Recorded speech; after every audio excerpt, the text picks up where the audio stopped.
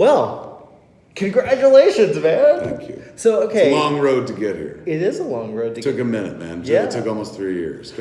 Or longer if you go way back to Clerks 3. If you go through my Instagram feed to where I was like, hey, we're making Clerks 3. Here's a picture of the script cover. That's kind of where the reboot journey begins. Mm-hmm. So I wanted to do Clerks 3. We got close. We were a month out from shooting in Philly. Fell apart because someone didn't want to be in it. Cast problem. Okay. So then at that point, we had a mall as a location for Clerks 3, one of the locations. So I was like, well, we got a mall. Like, maybe we do Mallrats 2 instead. And everyone was like, yeah. And I asked my agent, I was like, can we do Mallrats 2? Like, what are the chances that happens? He goes, 3 ways to make Mallrats 2. Universal owns it. So Universal makes it. And I was like, I can't imagine they'd want to do that. He goes, you co-finance it with Universal, where you go find half the money. And I was like, maybe they'll do that. He says, or you take it out and just make a sequel yourself. And I'm like, that means there's no way I don't get to make Mallrats 2. He's like, yeah. And I was like, great. So I wrote it. I gathered the cast and shit. And then my agent was like, you got to send in the script to Universal. I said, why? They're not making it. He said, they got to make sure there's nothing in it that's, defamatory to Universal. I said, okay. So I turned it in. And then my agent called me like 1 week later and was like, okay, apparently I was wrong. You can't take the movie out and make it yourself. I was like, why? And he goes, because Universal doesn't consider itself an active studio as much as a catalog company that owns titles, inventory. And in the history of Universal, they have never let one of their titles go. Oh my God. And so I was like, all right, fair enough. Like, that's the rules, that's the rules. But you told me something different, but whatever. I said, okay, so now there's 2 ways under which this movie gets made. Only 2 ways. And one is they got to make it, or they let us co-finance it. And they weren't interested in either of those ways. So at that point, Mallrats 2 goes away. There was a minute where we pitched it as a series, found no purchase there either. And that's when I got frustrated, man. Like, I was like, I keep trying to play with my old toys. Yeah. But I'm trying to play with the ones that I don't have control over technically. You know what I'm saying? Like, I don't own Mallrats and Clerks. I can't make people do what I want them to do if they don't want to do it and stuff. So I was like, Jay and Silent Bob I own. And I know Jay would love to make a Jay and Silent Bob movie. Been asking me for like the past 15 years. Yeah. So I was like, all right, like, why am I work smarter, not harder? If I can't make it work with Clerks 3 and Mallrats 2, let me reverse engineer this shit with Jay and Silent Bob Reboot. So the idea was make this, and then perhaps that makes it easier to make the other 2, which oddly enough, Universal wound up being a co-financier on Jay and Silent Bob Reboot. And so, we met with our bosses, it was last month, and they loved the movie, and so they were like, what do you want to do next? And I was like, funny you should ask. You guys have Mallrats, and I think I would like to do the Mallrats sequel that I was wanting to do a few years ago. So now that's kind of what we're moving toward. Oh my God, that would be so great. And that's but one fed the other, right? Like, that's why when you see Reboot, there's like a big Brody section and stuff, and it's like, all right, well, maybe this starts the engine for that. And so I was kind of hoping that, like, in my dream, where I wasn't like, this is my vision, we're going to make it happen, but I was like, the dream would be that I do eventually get to make Clerks 3 and Mallrats 2 once we make Jay and Silent Bob Reboot. So we did, and it looks like it may come to pass. So, but what I had to do in order to get to Reboot was strip mine the other 2. So the opening of Clerks 3 is the opening of Jay and Silent Bob Reboot, the stuff at the quick stop at the plants. That's pretty fun, by the way. Iron Bob came out of Mallrats 2. So that's, taken out of there. Little things I sprinkled throughout. Like in Clerks 3, there was a deaf character. We have a deaf character in Reboot. So you could see that I picked the 2 scripts apart for parts and Frankenstein, Jay and Silent Bob Reboot, which plays like its own movie and stuff. It does. So now I get to go back. Like, I'm glad that we didn't make that Clerks 3 because it was so bleak. It was about middle age, death, and dying. And this was before I had the heart attack. Yeah. So I thought I knew a thing or two. And then after I had the heart attack, I was like, I don't want to fucking ever talk about death. I was too close. Yeah. Like, fuck romanticizing fucking the end and shit like that. I want to live. Yeah. So So I wouldn't make that version of Clerks 3 anyway, but there is a version of Clerks 3 that I think would be like really fun to make and funny, and I think everyone would be into it. Like and everyone meaning everyone who would need to be in the cast. And I think the audience would be into it as well. So I think, like, it's not even a matter of like if Jay and Silent Bob Reboot does good at the box office. Like, we kind of changed the, we got a different scale. You have the whole, it's a tour, it's, So like, we know that we're successful, like now. Like, we're not sitting there going like, man, I hope Friday when it box opens. office opening weekend, yeah. And I'll be honest with you, like, I removed myself from that because I did that for like 10, 15 years, and it sucked. I know it's part of the game, don't get me wrong. I'm not trying to be special, but when you're a filmmaker, maybe I'm just speaking for myself, so maybe this is just me, but I think this goes for a lot of us. You dream this shit. This is what you want to do. You move heaven and earth to make a movie, man. Like, you imposition people, tell them to come to a different state. I sometimes tell them I can't pay you what you're worth. Yeah. You have them say things they would never say in the real world and stuff. You ask them to put on a rubber walrus suit and shit like that. Like, you really like imposition cats to kind of to do that, to do what you're gonna do, to be in the flicks and stuff. So, fuck, I lost my train of thought. It was good. I got lost in it too. Hold on, I'll follow. Okay. It was. This is what happens when you're a stoner. You hit potholes. Yeah. All the time. And I was getting on a soapbox about. Fuck, it was a good soapbox too. What was it? When you're a filmmaker. And I was like, maybe it's just me as a filmmaker. I was letting people off the hook. Yeah, because your people you have to do favors basically for you, and you have to imposition people. Yes, but and that was all preamble to why this. Oh, the box office. Yes, there we go. We got it. Do you see the synapses working? Box office. When you spend, let's say in the case of this movie, nearly 2.5 years, nearly 3 years rather. Wow. Trying to get this movie from idea to screen. That's 3 years of your life, and it's an uphill battle. And then finally you do this. And I'm not saying it's a minor miracle, but against all odds, any movie getting made is incredible. For sure. So you get to that point. And then if you're the Avengers, you get a month at the box office. Yeah.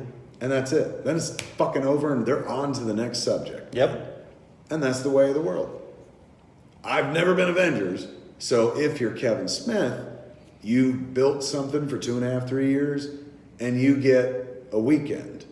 And it ain't even a pleasant weekend because the whole weekend you're like, what did it do? How much did it make? What is the percentage drop? Yeah. It's all business and all asshole sphincter tightening shit where you're like, ooh, this is gonna hurt. Oh, it didn't do as well. It's disappointment. I don't care who you are. I mean, maybe when you're the Avengers and shit, you're like, ooh, we're printing money. But generally speaking, it's like a lot of money goes into marketing. We're not just talking about getting back the budget of a movie. If you're going to open a movie, you spend money to make it. We made Clerks 2, $5 million to make it. Weinstein Company spent $10 million marketing it. Like, where I'm like, now we got to make that money back as well? Like, I kept shit tight on the budget so we didn't have to worry about making money back. But like, now there's that. So that part of it I hated, and probably because I was never like uber successful at it or successful at all and stuff. Yeah. I'm an indie guy. I'm an art house guy. Like, Clerks never played on more than 50 screens at once. First time they tried to go mainstream with me was on MALLRATS, and that was 500 screens or something like that. Yeah. And then I don't think we ever got to like 1,000 until DOGMA, and then Jay and Silent Bob Strike Back. So there ain't that many people out there like to support a budget of 30 million, which is like, well, let's say Strike Back was 20 million. Okay. Plus, at that point, probably another 15 to 20 to market it. It was Dimension, so they would go on the lower end. Let's say 10 million. So let's say that's 30 million, like right there, which means you got to make 60 million at the box office to get that back. Like, I get it, and of course I would love to see my face on billboard and on TV commercial where I'm just flicking through TV and suddenly there it is. That shit costs money. It's expensive to market a movie and stuff. And so it ruins the release process for me. And you know, some filmmakers are like, it's the best part. Like I'm sure when the Joker opens, Todd Phillips can have a great week. Oh, for sure. Yeah, fantastic. absolutely. But most of us don't have that. And I'm not even talking about like most of us on the low end. Even mid-range movies and shit like that. Like just don't, you know, things that seem like home runs, like Long Shot, the Seth Rogen movie. Something just misconnects and, you know, fuck the business. As a storyteller, you're like, oh, it's over. And, you know, you get streaming or home video and stuff like that, but we're all movie makers, we're all filmmakers, and it all comes from this dream of, as we were kids, sitting in a movie theater and watching a movie on the silver screen. You also want that for yourself. So, if I can't, like, do that, like, what can I do? Like, you know, if like, you figure out, like, well, I want all the good, I don't want the bad. It's a very American mindset. So if I tour the movie, if I don't just like, it's on 1,000 screens right now, go see it. I extend the life of the movie for as long as I want. So right now, Jay and Silent Bob Reboot will be in theaters and part of the conversation because I won't let it not be. I'll be on Instagram and Twitter. Of course you will. For 6 months. As opposed to one weekend where I'm like, well, that was a lot of work for a weekend. Now we go to home video. Now I get to enjoy it. Even better than that, I'm tilting the table in my favor. The game is, game's rigged out there. I'm just trying to rig it in my favor. Yeah. Not only am I going to step into screenings that are protracted over the period from October till March is when we'll fucking finish. Thus keeping the movie alive and part of the conversation. You know, maybe not the mainstream conversation, but bubbling underneath and stuff like that. But I'm also going to step into, right now there's 60 dates. And some of those dates are 3 shows a night and stuff like a matinee and 2 shows a night. But I'm going to step into every one of those dates and every one of those shows. Not into a room full of people who are like, I don't know what I'm getting. I just picked this because TV spot looked good. I hope this is good.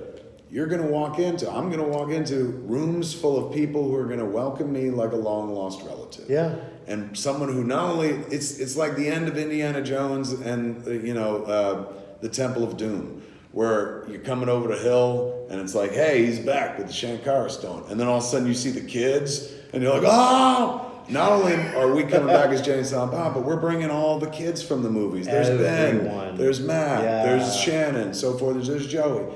So at that point, you customize the experience, you eventize it. Like, I learned this shit obviously, or not obviously, honestly, maybe it's not obvious to folks, from Eddie Izzard. Eddie Izzard, like a wonderful comedian. Yeah, but Eddie Izzard is a comedian. But when I was first exposed to Eddie Izzard, it was through a series of DVDs of his stand-up specials, where he was in a fucking theater in England, like a giant, like 2,000-seater and shit like that, essentially just doing stand-up comedy. Wow. So the venue was grand, but he was doing something that, you could go down to the Comedy Store. Any club, yeah. But it's about presentation. So for me, I was like, that's smart, man. Like, how do you eventize the movie? How do I make the movie something that's like, people are like, I gotta go. And it just requires you to do something that a lot of people aren't willing to do. You just gotta travel with it. Yeah. If you literally show up with it and be like, here's my movie, you'll get a bunch of people showing up. But if you do like we did on Yoga Hosers, where you're like, hey, the movie's out there, go see it, ain't gonna happen. Because we didn't spend any marketing money. There's no money to market the movie. So in lieu of that, you start being creative and stuff, where you're like, oh, well, we'll tour the movie, because that's how we'll pay back our equity investors. Sure. Meaning, like, we shot this movie in February, so by February of 2020, our investors get all their money back. Show me another movie that can make that claim. Yeah, absolutely. Show me another movie that can make a claim that they can even pay their investors back, let alone that fast. So, but that's important to an indie filmmaker, because if you pay your investors back, you get to maybe do it again down the line and stuff. So suddenly you're like, oh, we tour anyway. Me and Jay sit on a stage where we just talk to each other about the old movies. Then people will pay $50 to $100 to watch that. Yeah. What if I showed up and gave them like, fuck talking about the old movies, here's a brand new movie. And then we'll intro it, and then afterwards we'll sit around and talk and stuff. So it's kind of like Jay and Silent Bob Get Old, the live podcast, but there's a movie. Yeah. It's a no-brainer. So if you can engineer your world into something manageable, 1,000, 2,000 screen release, is not only unmanageable for a title like Jay and Silent Bob Reboot, which the whole world is not clamoring for, it is also just stupid money. And the only reason you spend that stupid money, like, yes, there's part of you going, this is going to make people come.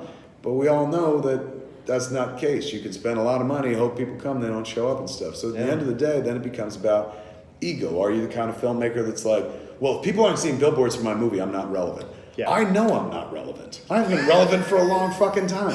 So I know I'm relevant to the audience that wants to see it, so I don't need a billboard to reach them. I hit them with my Instagram, I hit them with my Twitter and stuff. Yeah. So you figure out, okay, this is the pool that we're working from.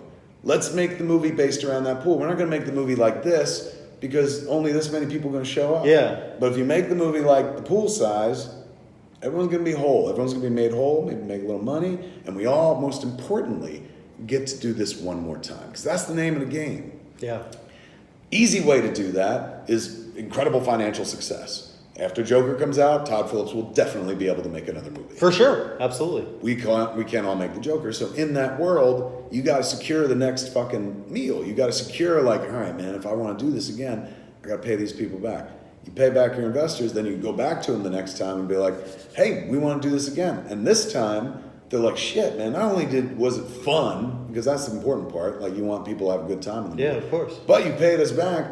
Here's more money for the next one. You're building a relationship of trust and stuff. And so you just figure out what you have. It goes back to like some shit that Robert Rodriguez said that I heard him say on the Howard Stern show when I was still working at fucking Quick Stop circa 1992. He's being interviewed, he's talking about El Mariachi and stuff. And he said, you know, when a lot of filmmakers, first-time filmmakers, are tempted to tell stories that are beyond their means. Yeah. He said, so with me, I looked around at what I had access to, and I had access to a bus, a guitar case, and a tortoise, and I wrote all of them into the movie, rather than writing like it takes place in space and then creating a big problem for yourself of how do we solve that problem, how do we get to space. And I'm not shitting on vision. You need visionary filmmakers who are like, hey man, I'm going to space even if I have $2, because it could totally work out. Sure. But if you're a first timer and you're like, I just want to play, I don't want to like, you know, I want to do it as financially manageable as possible.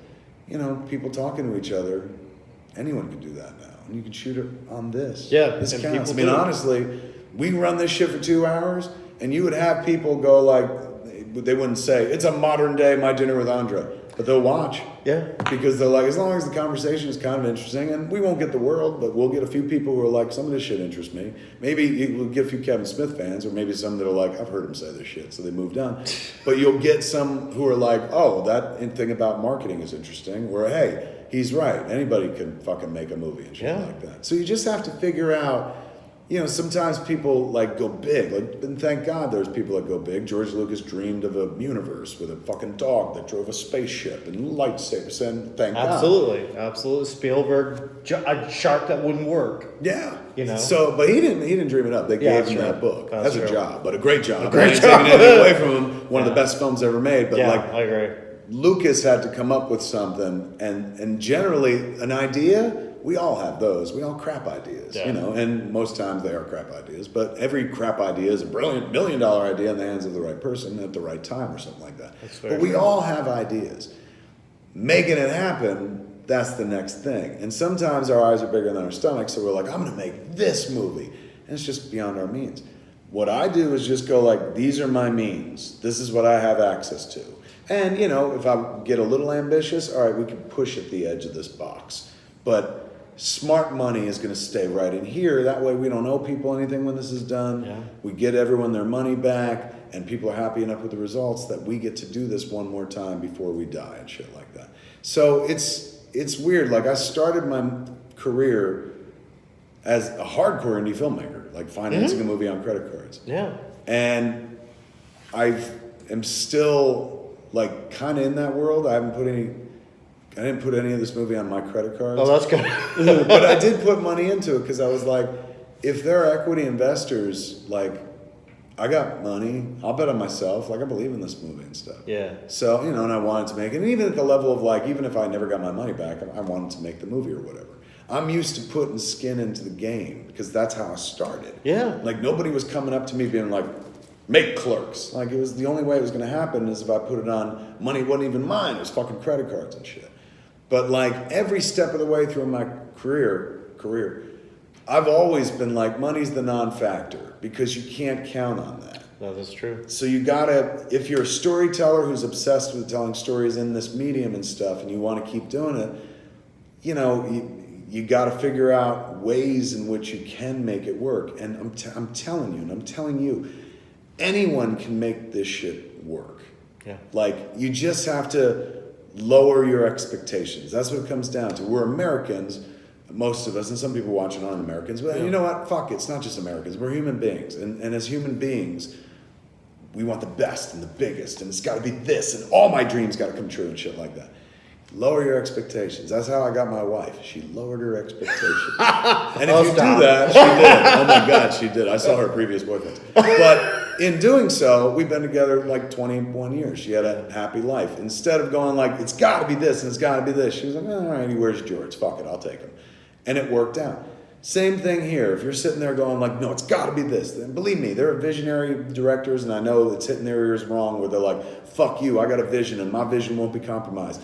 Great. Get to that point in your career where you can shoot film and do all that shit that you believe in your hearts. But to get there, compromise. You know, there's time down the road for I won't compromise once you've had some fucking success and some steam under you to get to that fucking place. But people who are like, I will not compromise from the start, they don't compromise, I'll give them that. They don't get to make movies either. Yeah. So compromise. There's nothing fucking wrong with that. And compromise isn't like, you know, bend over and fucking take it from somebody.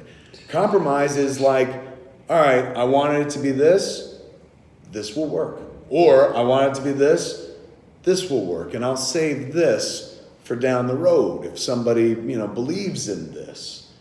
Don't hit them hard with fucking this unless, you know, look, there's some people that are born geniuses who are like, fuck small. This is what I'm going to do. And they'll make it happen by hook or by fucking crook and shit. And they'll even make it happen with minimal means. Like, you know, fucking Memento wasn't a very expensive movie. It's clever. Yeah. Following was not an expensive movie at all. Very low budget and shit like that. These clever movies that showcased a filmmaker's ability eventually led to fucking Batman Begins, The Dark Knight, The Dark Knight Rises. So, you know, I'm sure Chris Nolan wanted to do those movies early in his career, but it's like, all right, all things are good in due time. Sometimes you got to show them what you can do. You can't just expect people to back a vision first time you've never done anything, and you're like, it's big. It's like, make it small. Even Quentin, I remember, before the New York Times magazine, this is going back to like 1991, 92, is when Reservoir Dogs was coming out. Yeah. And so they're talking to him about the movie, which, you know, played festivals, critically people were liking it and stuff like that. So it was Buzz movie. And he said, like, he wanted to originally make a small movie. And he, like, it was my birthday party, my best friend's birthday or something like that. Like a movie of people sitting around talking, not assassins, not hitmen or anything like that, just people bullshitting. And instead wound up doing Reservoir. Yeah. Something a lot more cinematic, got a little more scratch, and was like, oh, let's do this instead. Lawrence Bender got the script into the hands of Harvey Keitel, and suddenly that was a real movie. So while he's doing an interview, he goes, why would you make a movie set in a convenience store? As an example. And it wasn't Clerks, had never happened. This is 1992, and I'm writing Clerks. And there I am reading about my hero in the New York Times. I'm like, I fucking love Reservoir Dogs because I've seen it already. I went up to New York to see it, at 3rd Avenue, I guess. And there he is going like, why would anyone make a movie in a convenience store? And I was like, oh no. Oh no. That was my one big idea. So, but I didn't let it stop me. I went and made my movie in a convenience store and stuff. And then I met Quentin Tarantino.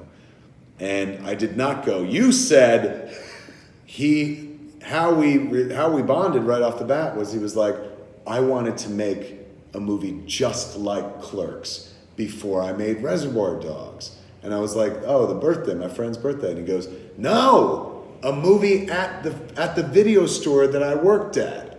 And I was like, oh my God, like, why didn't you? And he's like, because we made this and this. He's going, but when I saw Clerks, I fell in love because like that was the movie I wanted to make. And then I hit him with, well, ironically, you almost derailed that production with your interview in the New York Times Magazine section where you said, why would anybody? And he goes, oh my God, he's like, I remember that. That's not what I meant. I didn't know about this. And I was like, I'm not mad, but it was very funny. So we can't all be Quentin. No. But don't mean that if you want to play, you don't get to play. You just modify those expectations and stuff. You can't all expect to be Quentin, but like, what is Quentin? Boil it down. Quentin's a brilliant filmmaker. All right, but take away the adjective. Quentin's a filmmaker. You can be a filmmaker. I can be a filmmaker. They can be filmmakers. You can be filmmakers. They don't have to be brilliant filmmakers. And guess what? For enough of us who are just filmmaking, chances are brilliance is going to rise from it and stuff like that. And so suddenly people that weren't born to do something, like Quentin put on this earth to be a director. But because you like his stuff so much, you're like, maybe, I think I would like to tell a story. Yeah. And everybody absolutely fucking can. Very few will actually go forward and take it to the place of like, I'm going to emulate that person's behavior and do what they did. Ergo make a movie and stuff. Yeah. But it ain't just about movies. I mean, of course it is, as we sit here and talk. But it's anything creative. It's anything that you're like, I'm gonna put this into the world because I think I can say something. Because you can. Yeah. Like, I've been saying it for 25 years, man. Like, and I say the same shit. I've been saying clerks for 25 years. Clerks. That's the only thing I ever say. And people are still willing to listen to it, man. They'll be willing to listen to you. Just tell them something that they can relate to. Tell them something that hits them here. Tell them something that they know. Show them a world they recognize, man. You could also show them a world they don't recognize. Star Wars. But what worked for me, I showed them a world that they knew. I showed them a guy that they knew. I know that guy, Jay. He's like my friend. He reminds me of my brother. He reminds me of my aunt. I heard that once. I'm like, your aunt? Oh, Jesus. Jay. Wow. But those are interesting. Everybody out there is fascinating little content generators. People that have stories to tell. Tell those stories because those stories are valuable because nobody told your story yet. Like, and I say that for years. I've been telling people that on all the podcasts and shit. Like, I know it's easy to feel powerless and feel like I don't have stuff. This person has stuff. I don't have stuff. I still feel that. I'll read entertainment news and be like, this person has that. Why don't I have that? It's a human condition, and I have a lot. And still, it's like, well, every once in a while, you look over the fence and either figure out, realize, or become obsessed with keeping up with the Joneses. Yeah, absolutely. Never do that. Like, just stay in your yard and do your fucking thing and stuff. But you got to look at people who inspire you. You got to find people who make you go like, oh, like Richard Linklater's Slacker made me go, I want to make a movie. Yeah. Quentin made me go like, I can write dialogue. If that, like he's talking about lyrics of a Madonna song. Like I can pull that off. Like not Madonna, but me and my friends, we talk about Star Wars and stuff like that. And then suddenly you're doing the thing that he did. So it's no longer like Quentin's a brilliant filmmaker and I'm a member of the audience. Quentin will always be a brilliant filmmaker. What can change is you can go from a member of the audience to a brilliant filmmaker, stand shoulder to shoulder with a brilliant filmmaker. I think that's what happened. Well, I don't consider myself a brilliant filmmaker, but I went from being a member of the audience to a peer. Telling your own stories. And I know I will go back. I'm still in the audience. Yeah. It's not like I don't fucking like, hey man, I ain't got time for other people's shit. I ingest media like fucking crazy. But I know sooner or later, one day, I'm going to just go back to being a member of the audience. It's the day that people hate my shit are waiting for. Like, shut up and just watch things. And it'll happen because, honestly, like, as much as I love telling stories, as much as I like being in charge and like, this is what I want to do and shit like that, I've been doing that for now 25 years. Yes, because it's been 25 years since Clerks. Yeah. So that means I've been doing that longer than I've not been doing it. Because I was 23 when Clerks got picked up. Jesus. So now I've been in make-believe land longer than I was in real-world land. But real-world land made make-believe land possible and is the root of who I am, and still the foundation is being a fan, being somebody who appreciates this shit, being somebody moved to tears by the death of a fictional fucking superhero. Yeah. Stuff like that. So I know there'll come a day where I'll be content, and it's coming fucking soon, dude, because I like fucking turn on Netflix and I get scared because I'm like, people are brilliant. Like people have brilliant ideas. I don't. I have really fucking standard linear ideas. Yeah. And I see all this brilliant storytelling coming from all these new like streaming channels and stuff like that. And I'm just like, I really am irrelevant at this point. Like I'm still somehow fucking chugging along and shit, but like I can't do what these kids are doing. Like they got brand new ideas. They're reaching out to new people who are telling stories that have never been heard before and stuff. So I know there's going to be a day where I'm like, not out of a sense of defeat, where I'm like, I can't do what they can do. But there's so much good shit that I'm like, I'm content to just ingest, to watch. And I know me, I won't be able to keep out of the conversation, so I'll keep the podcast going. Yeah, like, exactly. This is what I fucking love, and then, spend the rest of my life doing advocacy, because that's how I get here. Somebody says some nice shit about me at one point early in my career, and kept saying it, and then other people say it. That's advocacy, and that's how I got where I got.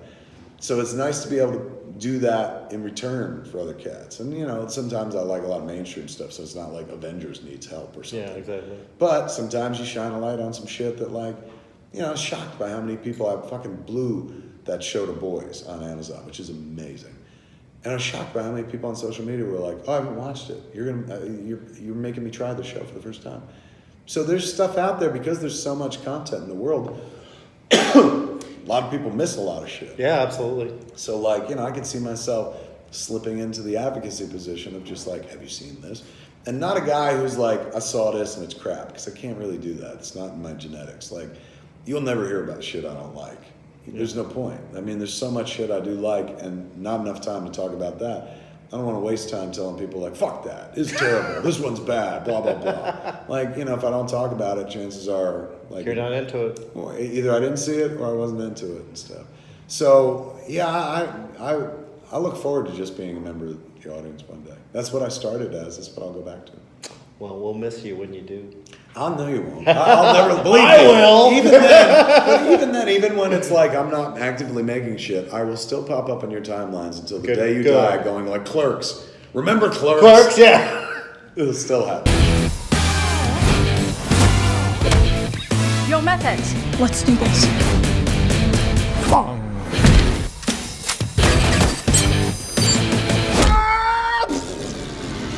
Yay! It's Jay and Silent Bob. I just found out I have a kid, but I don't know how to be a father. Anybody with cum can be a father, but only love can make you a dad. How you gonna talk about love and you flinging cum all over the place? That shit's unseemly, bro. What do you guys think about this reboot? It sucks. There, I said it. And who's directing this shit anyway? Kevin fucking Smith? Smells like this reboot went up in smoke.